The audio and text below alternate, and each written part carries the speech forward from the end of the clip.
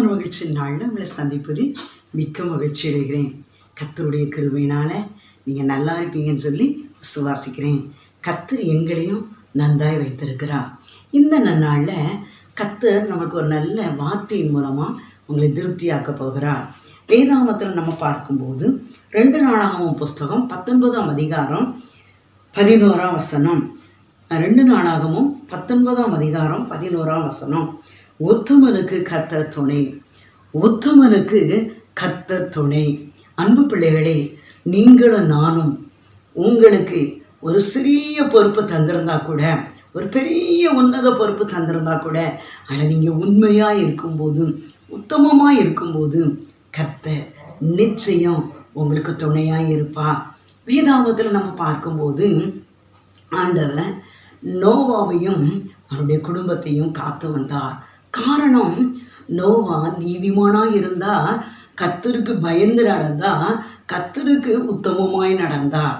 அதனால தான் ஆண்டவர் பெரும் வெள்ளம் வந்த போதிலும் அந்த நோவாவையும் அவருடைய குடும்பத்தையும் பாதுகாத்தார்.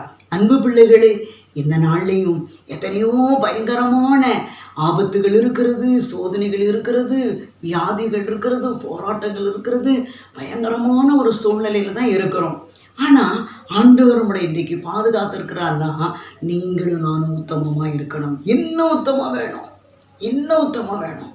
நம்ம இடத்துல ஆண்டவர் உத்தமத்தை எதிர்பார்க்கிறார்.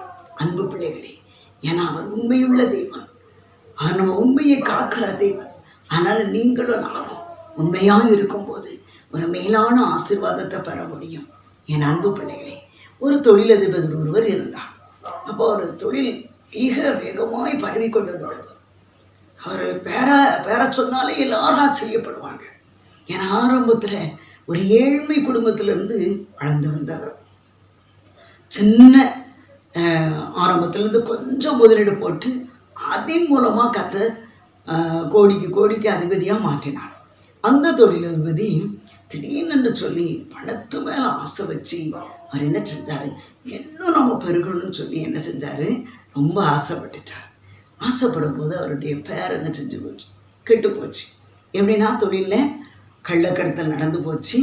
தொழிலில் விபரீதங்கள் நடந்ததுனால எல்லாரும் அவர் என்ன செஞ்சுட்டாங்க, இவர் ஒரு மனுஷனான்னு சொல்லி எல்லாரும் என்ன செஞ்சுட்டாங்க, அவரை பேச ஆரம்பிச்சிட்டாங்க. அப்படி பேசும்போது அவர் தொழில் திடீர்னு சொல்லி டம்மி ஆயிடுச்சு. அப்போ ஆன போது அவருடைய மனைவி சொன்னாங்களாம், நீங்கள் ஆரம்பத்தில் ஒரு 100 ரூபாய் கொண்டு வந்தீங்களே, அதில் நீங்கள் எவ்வளோ உண்மையாக இருந்தீங்க. கார், பங்களா, உங்களுக்கு மேலே பறக்கக்கூடிய அளவில் மேன்மை வந்த போது இன்றைக்கி அந்த இயேசுவை மறந்துட்டீங்களே, ஆண்டவர் தந்த ஏழ்மையை மறந்துட்டீங்களே. நீங்கள் எந்த இரவில் வந்தாலும் அந்த பணத்தை வச்சுட்டு முழங்கால் பிடிட்டு நன்றி சொல்வீங்களே. இன்றைக்கி நன்றி இல்லாமல் போயிட்டேன், ஜபம் இல்லாமல் போயிட்டேன், ஸ்தோத்திரம் இல்லாமல் போயிட்டேன். இன்றைக்கி என்ன செஞ்சிட்டோம், கடனுக்கு அதிபதியாக மாறிட்டோம் அப்படின்னு சொல்லி அந்த அம்மா வருத்தப்பட்டாங்க, கண்ணீர் வடிச்சாங்களாம். அப்போ தான் அந்த அம்மா சொன்னாங்களா, இன்றைக்கும் நீங்கள் உங்கள் இருதயத்தை தாழ்த்தி முழங்கால் படிட்டு இன்னைய நிலை ஏதாவது குறைகள் இருந்தால் மன்னிங்கன்னு சொல்லி நீங்கள் மன்னிப்பு கேட்கும்போது ஆண்டவர் உங்களை மன்னிச்சு மீண்டும் உங்கள் தொழிலை வர்த்திக்க செய்வார் என்று சொல்லி தன் மனைவி கண்ணீரோடு சொன்னார்களாம். அப்போ தான் அவர் வந்த உடனே அவர் அங்கேருந்து கெட்டு பணத்தை கொண்டு வந்து சாக்கில், ஒரு சாதாரண சாக்கில் தான் கொண்டு வருவாராம். கொண்டு வந்து அவர் அந்த இடத்துல வச்சுட்டு முழங்கால் பிடிட்டு நன்றி சொல்லிட்டு தான் சாப்பிட போவாராம். என் அன்பு பிள்ளைகளே, மீண்டும் முழங்கால் பிடிட்டார், மீண்டும் தர தாழ்த்தினார். நான் ஒரு பாவி அப்படின்னு சொல்லி தாழ்த்தினார். மீண்டும் கர்த்தர் அவரை துளிர் விட செய்திருக்கிறார். அன்பு பிள்ளைகளே, நீங்கள் உத்தமமாக இருக்கும்போது நிச்சயம் கர்த்தர் உங்களுக்கு துணையாக இருப்பார். உங்கள் குடும்பத்துக்கு துணையாக இருப்பார், உங்கள் பிள்ளைகளுக்கு துணையாக இருப்பார். உங்களை கர்த்தர் என்ன செய்வார், பாதுகாத்து கொள்வார். பயப்படாதீங்க. நிச்சயமாக கர்த்தர் உங்களையும் உங்கள் பிள்ளைகளையும் ஆசீர்வதிப்பார். ஜெபிப்போமா? நீதிமான் தள்ளாட விடமாட்டா, நித்தமும் காத்து நடத்திடுவா. கர்த்தர் மேல் பாரத்தை வைத்து விடு, கலங்கி தவிக்காதே, அவரே உன்னை ஆதரிப்பார், அதிசயம் செய்வார். பரிசுத்தம் உள்ள தகப்பனே, உங்களுக்கு நன்றி அப்பா.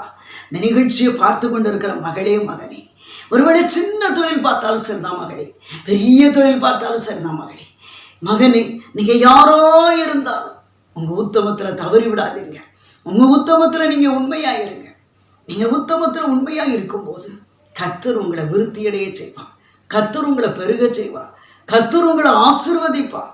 நீங்கள் உண்மையை உத்தமத்தில் நீங்கள் மறந்து விட்டு பண ஆசை, பொருளாசை, பெருமையில் இருக்கும்போது எல்லாவற்றையும் இழந்து போய்வீர்கள். அன்பு மகனே, மகளே, நீங்கள் யாராக இருந்தாலும் கொஞ்சத்திலே நீங்கள் உண்மையாக இருங்க. கர்த்தர் உங்களை அநேகத்தில் ஆசீர்வதிப்பார். ஐயா, கற்பையில்லேன்னு கலங்குற பிள்ளைகளுக்கு இதோ இந்த நாளில் கற்பத்தை கொடுத்து விட்டீங்க. என் அன்பு பிள்ளைகளை குடும்பமாக சாட்சியாக நிறுத்துங்க. திருமண வயதுடைய பிள்ளைகளுக்கு நல்ல ஒரு ஏற்ற வரன்களை கொடுத்து திருமணத்தை நடத்தி கொடுக்குறீங்க ஐயா. இந்த நாளில் திருமண தடைகளை மாற்றுகிறீங்க ஐயா. திருமண காரியத்தை வாய்க்க பண்ணுகிறீங்க ஐயா. பல லட்சம் கோடிக்கணக்கான கடனில் இருந்து நாங்கள் எப்படி மீளுவோன்னு சொல்லி கலங்கி கொண்டு இருக்கிற மகளே, மகனே, நீ யாராக இருந்தாலும் ஆண்டவருடைய பாதத்தில் உன் இருதயத்தை தாழ்த்தி உன் முழங்காலம் முடக்கும்போது கர்த்தர் உன் சிறையிருப்பை மாற்றுகிறார். உன் துக்கத்தை சந்தோஷமாக மாற்றுகிறார். அவர் உனக்கு துணை நிற்பான். எல்லா துக்கத்தையும் சந்தோஷமாக மாற்றுவான். தொடர்ந்து வியாதி படுக்கையில் மருத்துவமனையில் கைவிடப்பட்ட நிலையில் கதறி கொண்டு இருக்கிற மகளே, மகனே, இந்த நாளில் உன் இருதயத்தை தாழ்த்து இன்னைய நிலை ஏதாவது குறைகள் இருந்தால் மன்னிங்கன்னு சொல்லி நீ கேட்கும்போது ஆண்டவர் நிச்சயமாக உன்னுடைய வியாதி படுக்கையை மாற்றுவா. உன்னுடைய நிலைமையை சற்று யோசித்துப்பா. நீ எந்த நிலையில் இருந்தா, இப்போ எந்த நிலைக்கு தள்ளப்பட்டிருக்கா, நீ ஆண்டவருடைய பாதத்தில் உன் இருதயத்தை தாழ்த்தும் போது கர்த்தர் நிச்சயமாக உன்னை உயர்த்துவா. சத்துருக்கள் மத்தியில் உயர்த்துவா. யார் உன்னை பகைத்தார்களோ அவர்கள் மத்தியில் உன்னை மேன்மைப்படுத்துவா. யார் உன்னை அற்பமாக நினைச்சாங்களோ அவங்க மத்தியில் உன்னையும் உன் குடும்பத்தையும் தழைக்க செய்வா. தொடர்ந்து ஆசீர்வதிங்க, வழி நடத்துங்க, பாதுகாத்து கொள்ளுங்க. ரிசல்ட்டுக்காக எதிர்பார்த்து கொண்டு இருக்கிற அன்பு மகனே, மகளே, 10th 12th ஐயா, அந்த நாளில் இன்னும் கல்லூரி படிப்பில் ரிசல்ட்டுக்காக காத்து கொண்டு இருக்கிற மகளே, மகனே, முழங்காலம் முடக்கு. நீ முடங்கி செபிக்கும் போது கர்த்தர் உனக்கு வெற்றியை தந்து உன்னை கனமுள்ள பாத்திரமாக மாற்றுவா. பெரிய காரியங்களை செய்யுங்க. உங்கள் நாமம் மகிமைப்படட்டும். இயேசுவின் நாமத்தில் ஜெபிக்கிறோம் ஜீவனுள்ள நல்ல பிதாவே. ஆமென். ஹல்லேலூயா.